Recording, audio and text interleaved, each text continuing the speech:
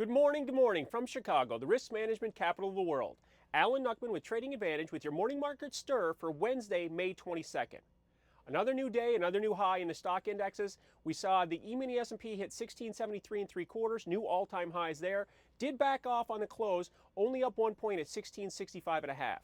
Dow futures added 36 points, 15,355, and the Nasdaq was steady, up half a point at 3,021 and a half. The currencies had a bit of a reversal yesterday. We had the euro dip down below the 129 level and come back, ended up positive on the day, up 4 points, 129.03. We saw the dollar index finish up a little bit, slightly unchanged, right around the 84 level.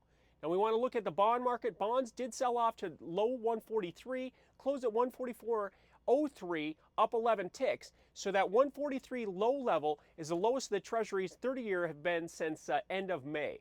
Looking at crude oil was off 75 cents, still stuck in a range. 96.18 was its closing price. The high of the session was 97.22.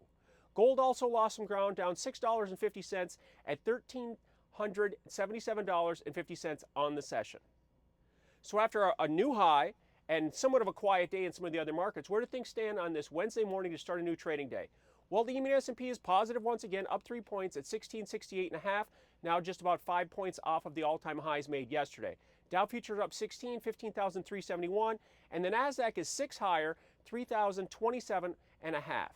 Looking at the euro currency is up 26 right now, 129.29 after that dip below 129 yesterday and that rally back on a little bit of strength there and finding some support. The dollar index right now is at 83.88. And you've got to keep an eye on the focus here of the highs of last week. We're at 84.37 on Friday. That was the highest point that the dollar index has been since mid-2010. Looking at treasuries are a little bit positive here. We're up 10 points. The yield on the 30-year is at 3.13%. It's backing off of this 3.15, 3.16 that we've seen in the last couple days. Crude oil is down 58 cents at 95.60, back in the middle of the range. Crude essentially has been trading between 97 and 94 for 3 weeks. Yesterday it got above 97 a little bit before that failure, so we're right back in the middle of the range trying to decide which direction we're going to move.